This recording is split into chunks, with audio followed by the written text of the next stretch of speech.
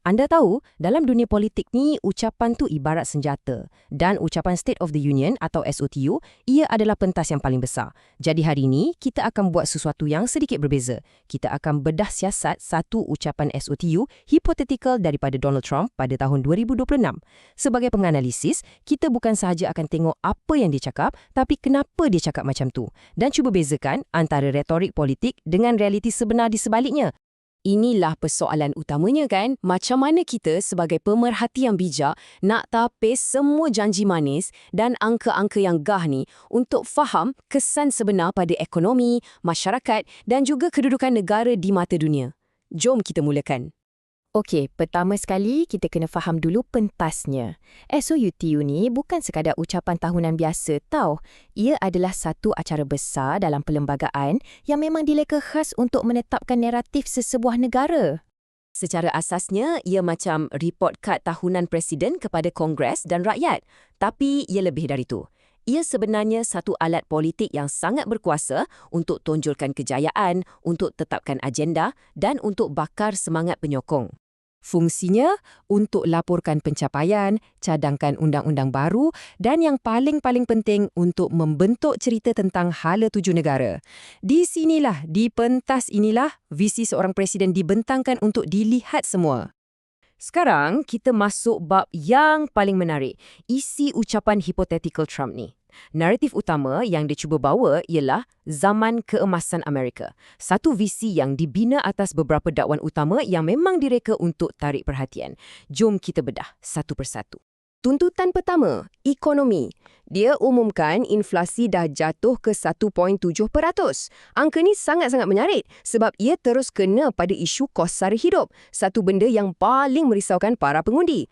Seterusnya, satu angka yang astronomical, $18 trilion dalam komitmen pelaburan baru.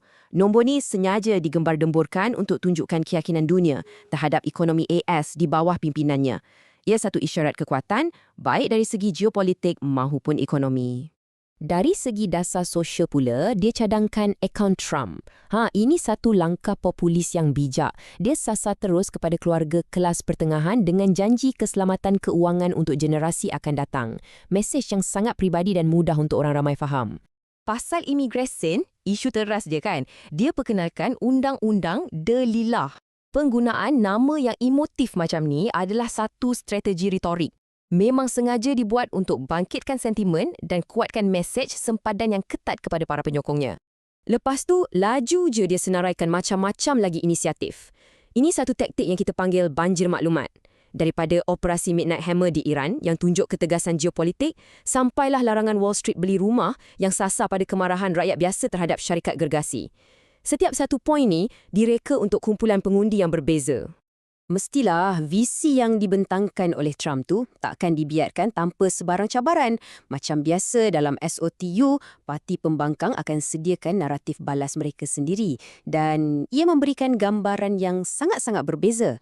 Respons Demokrat yang disampaikan oleh Abigail Spanberger terus serang teras naratif ekonomi Trump.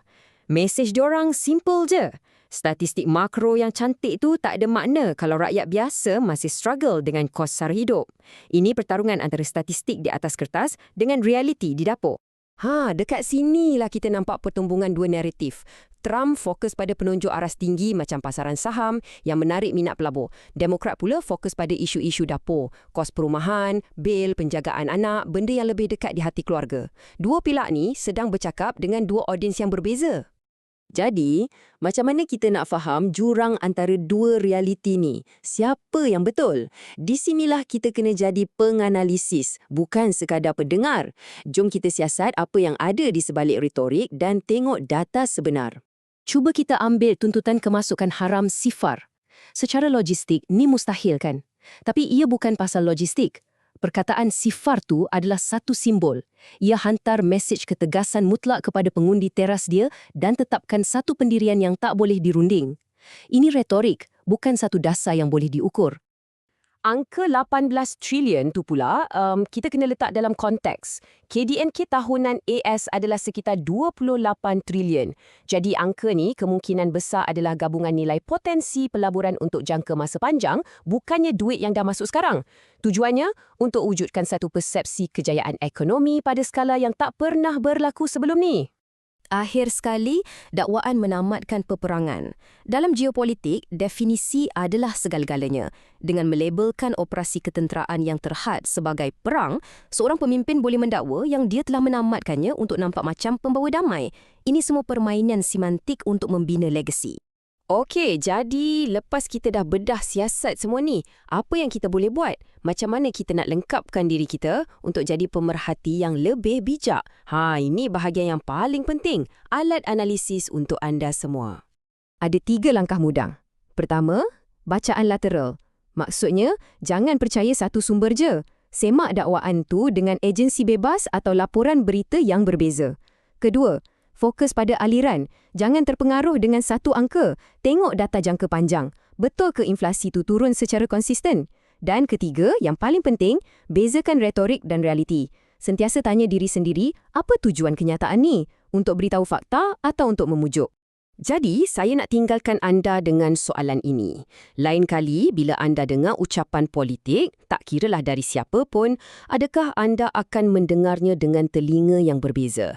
Ingat, dalam zaman lambakan maklumat ni, pemikiran kritis bukan lagi satu pilihan.